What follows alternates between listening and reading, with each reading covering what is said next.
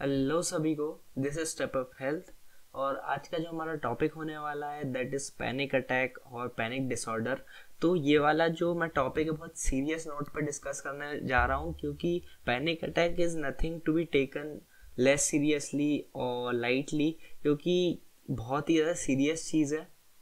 Panic attack सीधी सीधी ये बात है कि आपको डिल्यूजन्स हो रहा है। पैनिक अटैक सीधी सीधी ये बात है कि आप रिस्पॉन्ड कर रहे हैं बिना किसी स्टिमुलस के, क्योंकि बेसिकली होता ये है कि हम जब पैनिक करते हैं उसके पीछे एक रीज़न होता है, या फिर हमारा कल कुछ इम्पोर्टेंट मीटिंग है, या कुछ होने वाला है, या फिर आपको कोई डेंजर लग रहा है।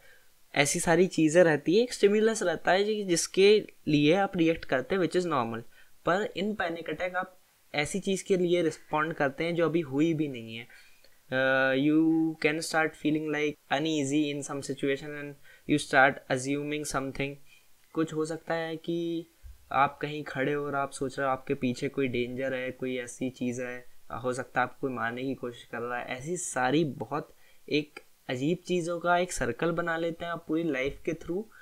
तो इसको जल्दी से जल्दी हम समझ लें कि हमें ये चीज़ें हैं, और एक साइकोलॉजिस्ट के पास जाएं, थेरेपी करवाएं, दैट इज़ वेरी इंपॉर्टेंट। और थेरेपी कई लोग बहुत ज़्यादा सोचते थेरेपी से क्या होगा, घर पे ही कर लेंगे, बट एनजाइटी अटैक की बात अलग है, पैनिक अटैक इज़ सीरियस। तो पैनिक अटैक को बिल्कुल लाइटली ना ले करके एकदम साइकोलॉजिस्ट के पास बिना सोचे समझे चले जाना चाहिए।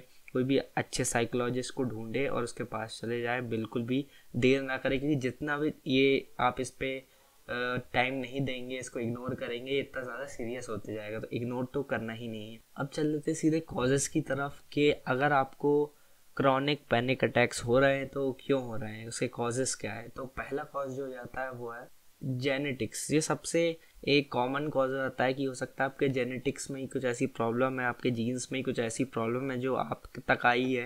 हो सकता है आपको पेरेंट्स को नहीं हो, पर हो सकता है उनके पेरेंट्स को ये प्रॉब्लम हो, तो ये हो सकता है जीन्स के थ्रू आपके अंदर आई है।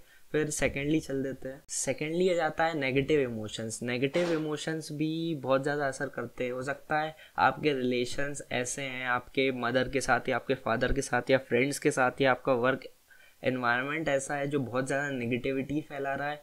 तो मैं सीरियसली रिकमेंड करना चाहूँगा कि ऐसे एनवायरनमेंट को बिल्कुल छोड़ दे। डिपेंड नहीं करता कि आपके वो पेरेंट्स हैं तो दे शुड अंडरस्टैंड कि ये सारी चीज़ें हमारे बच्चे के साथ हो रही है और ये समझ करना छोड़ देना चाहिए। फिर आ जाती है बात ड्रग यूज़। हो सकता है कई यूथ में बहुत ज़्यादा आप ड्रग्स लेना स्टार्ट कर दिया हो आपने, तो जैसे ही ड्रग्स का आप ओवरडोज कर लेते हैं या फिर नॉर्मली आप रेगुलर ड्रग्स करते हैं, तो ये सारी चीज़ें आपके साथ स्टार्ट होने लगेगी।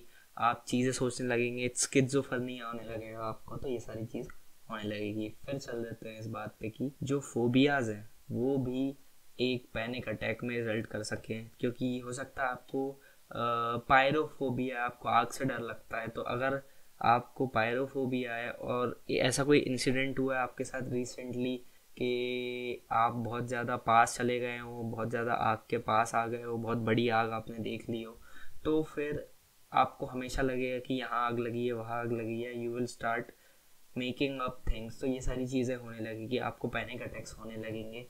तो ये भी एक रीज़न आ जाता है। हो सकता है ये आपको अभी अभी चीज़ें स्टार्ट हुई है तो आप समझ नहीं पा रहे हो कि सिम्टम्स क्या हैं, इसके क्या सिम्टम्स हमें कैच करना है, और अगर ये चीज़ हो रही है मुझे तो इज़ इट नॉर्मल और नॉट। तो ये सारी चीज़ें मैं बता देता हूँ। जो पहला सिम्टम हो जाता है वो है सुसाइडल थॉट्स आने लगते हैं। आप खुद को मारने के बारे में सोचने लगते हैं, आप ऐसी चीज़ सोचने लगते हैं कि कैसे खुद को मारने में सबसे कम पेन होगा, इन सब चीज़ों से मैं कैसे छुटकारा पा लूँ। और ऐसी कोई भी छोटे मोटे थॉट्स आए अपन को, तो मैं सीरियसली रिकमेंड करना चाहूँगा कि ऐसा कोई इंसान जो आपको समझता हो, जो जिसे आप जानते हो बहुत टाइम से, कोई फैमिली मेम्बर, कोई फ्रेंड, उसे आप बताएं, जो लाइटली नहीं ले इस चीज़ को, क्योंकि suicidal thoughts are not a thing जिन्हें लाइटली लिया जाए, इन्हें बहुत सीरियसली लिया जाना चाहिए। तो ऐसे कोई इंसान को बताएं। और फिर सेकेंडली यहाँ पे सिम्टम आ जाता है वो है फ्लैशिंग विजन्स।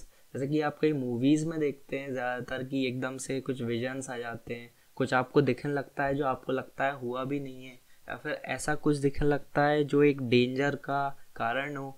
तो ये सारी चीज़ें होने लगती है, आपको चीज़ें दिखने लगती हैं, एक सीरियस सिम्टम है जिसे इग्नोर नहीं किया जाना चाहिए। फिर थर्डली आ जाता है चेस्ट पेन भी बहुत एक नॉर्मल चीज़ आती है। आप कुछ सोच रहे हो जो हो भी नहीं रहा हो और उसके कारण फिर आपको चेस्ट पेन होने लगे, तो ये भी एक क्लियर साइन है। फिर स्वेटिंग वगैरह होने लगती है आपको छोटी छोटी चीज़ों से। आप नॉर्मली बैठे हुए हैं और आप चीज़ें सोच के स्वेट करने लगे, तो ये भी एक चीज़ हो जाती है। एक फिर आ जाता है over thinking about things which didn't even happen. कुछ ऐसी चीज़ों को सोच रहे हैं आप जो अभी आपके पास है भी नहीं, आसपास कुछ ऐसा है भी नहीं, और आप चीज़ें बना रहे हैं कि ये होगा वो होगा, और आप कॉन्सिक्वेंसेस को एनालाइज कर रहे हैं जो बिल्कुल भी नेगेटिव है, सारे नेगेटिव है। तो इससे भी हो सकता है आपको। तो ये कॉज भी है एंड ऑल्सो सिम्टम। तो आप सिम्टम पे ध्यान दीजिए। अगर आप ओवर थिंकिंग कर रहे हैं तो उसे कम से कम रखने की कोशिश कीजिए।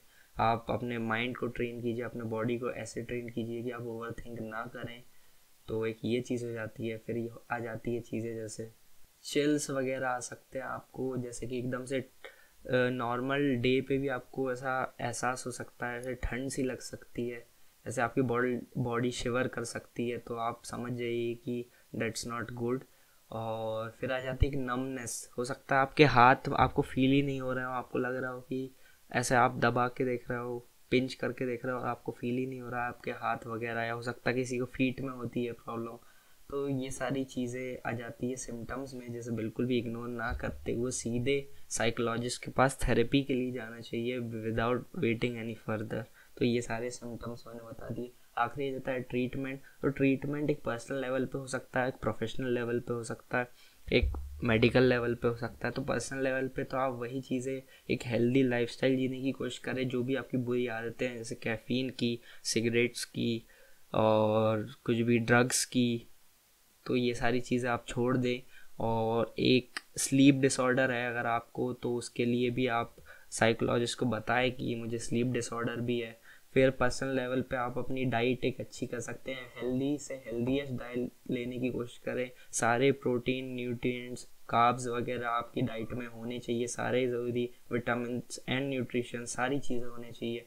फिर उसके बाद आता है एक्सरसाइज और मेडिटेशन। एक्सरसाइज और मेडिटेशन आर वाइटल। एक्सरसाइज करेंगे तो आपकी बॉडी ट्रेन होगी, और अगर आप मेडिटेशन करेंगे आप अपने ब्रेन को ट्रेन कर सकते हैं। और इन दोनों के बैलेंस से बहुत सारी चीज़ें कम हो जाएगी, बहुत सारे जो सिम्टम्स हैं वो अपने आप कम होने लगेंगे।